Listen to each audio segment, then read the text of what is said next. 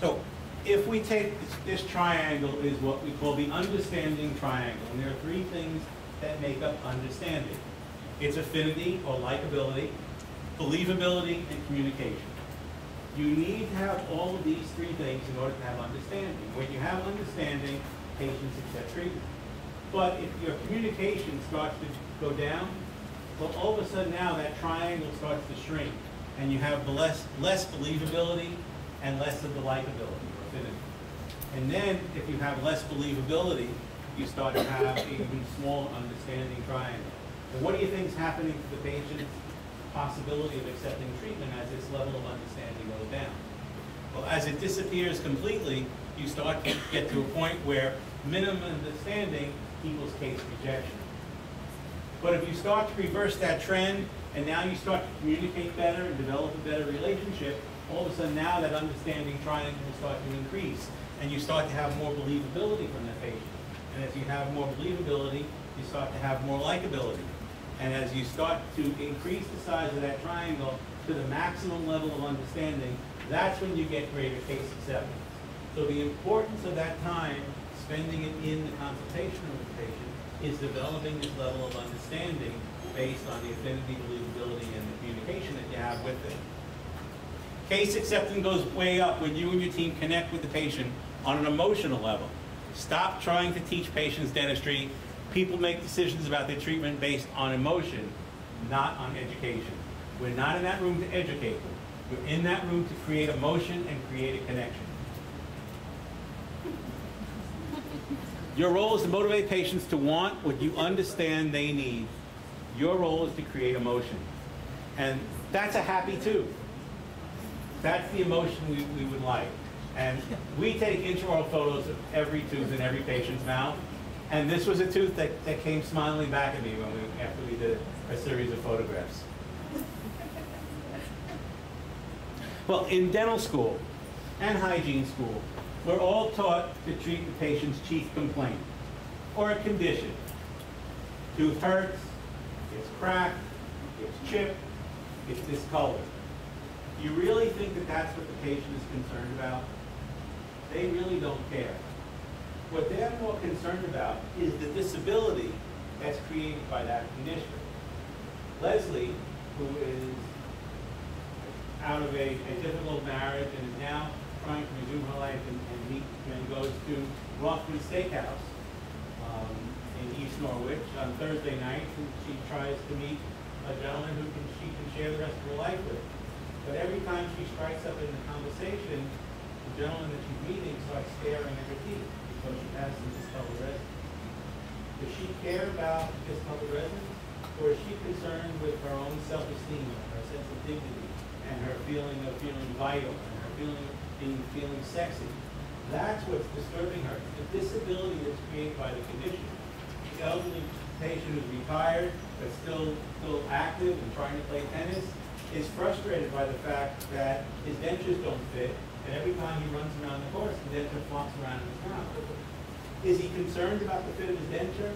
No, he's concerned with the fact that it affects his ability to enjoy life. The person who has a toothache is not so concerned about the toothache. What they're concerned about is when they're at work, it's a disruption to their level of concentration, so they can't work properly. But when they go home, they can't concentrate with helping their child with their math homework because they're in too much pain. So it's the disability that's created by the condition, which is what concerns our patients much more than that chief complaint of condition that we would taught to address in dental school and hygiene school. So therefore, we talk a lot about benefits. Our treatments are not interested in the minutia of what we're going to do for them, the technical terms for what the procedures that we're going to do. They're tuned into how are we going to correct the disability that's created by the condition. So that in our office, when we have a consultation and we're talking to a patient about the things that they find frustrating, I'll often question them and say things like, it feels that this is really concerning you because it's affecting your self-esteem. It's making you a little embarrassed to smile. I get the sense of frustration when you talk about that your grandson talked about that your teeth are dark, and I really think that there's something that we can do to help you there. So why don't we And notice, I'm not saying, let's go to room 1 and take x-rays and take study models. I'm going to say, Mrs. Jones, why don't we take you to a room where we can start to restore your self-esteem, where we can start to make you feel younger, and start to make you feel like you feel like you should. How does that sound, Mrs. Jones? Do you think that a patient is going to connect to that approach more than let's go to room 1 and take x-rays and study models and start to fix those discolored fillings? Absolutely they are. You're creating an emotional connection. People buy on emotion, they don't buy on intellect. So the emotional connection is going to inspire the patient to much more be likely to accept the treatment that you're talking about. And the last thing that you have to take into consideration is the fit. There are a lot of things going on in our patients' lives that may affect their ability to have dentistry done. They may have a sick relative, they may have a couple of kids in college, they may be doing some home renovations, they may have a wedding coming up somewhere in their family. So it's also important to try to get a feel for these other things going on in their life that may impact on their ability to have dentistry done. And therefore you need to address it earlier rather than later, because later it just builds frustration on the patient's part. And say, Mr. Jones, you told me a lot of things that are going on. And unfortunately, we've discussed some issues in your mouth that may take a considerable amount of time, and it may be a considerable expense to take care of. Am I wrong in assuming that this may not be the best time for you to pursue this treatment?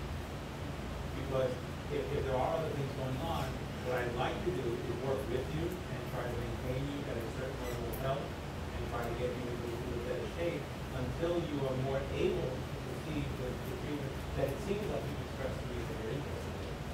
So it's important to address this possible threat to you having the ability to do the treatment.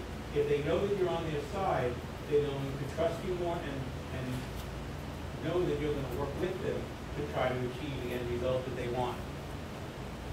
One of the most powerful things that we talk about is something called permission statement. And I will say for a doctor whose team is here tonight, this was his absolute epiphany about 3 weeks ago. We've been working with him for a couple months, and we talked about doing the permission, asking the permission statement. When he started the asking permission statement, he started to connect with patients on a different level. And he started to treatment plan $19,000 cases, $26,000 cases, $11,000 cases. He had never done more than a 3-unit bridge up to that point. And the permission statement is at the end of this consultation, Mrs. Jones, the most important thing to me is the relationship we have together. And so what I would like is your permission that I can be honest and truthful, tell you what I see, and how I would recommend taking care of it. But the flip side, Mrs. Jones, is that I give you permission to make all the decisions. It's your mouth. I respect that. I also respect that there are things going on in your life that may affect what decisions you make. And I respect that as well. So what I'd like to do is make this a joint effort where together we come up with some sort of plan that's comfortable for me doing the type of work that I'm accustomed to and for you achieving your goals. How does that sound, Mrs. Jones? How many of you have ever had a professional speak to you like that?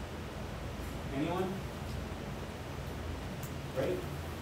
But I'll tell you that it's not usually the case. Patients are sick and tired of, number one, lousy service, and they're sick and tired of doctors and those with degrees telling them what they have to do or what they should do. It's their mouth, we're in partnership with them, and we need to let them know that we are creating a connection and a partnership so that together we can achieve their goals. The permission statement is a very powerful tool in communication to get the patients on our side and to get them to realize what we're trying to do for them.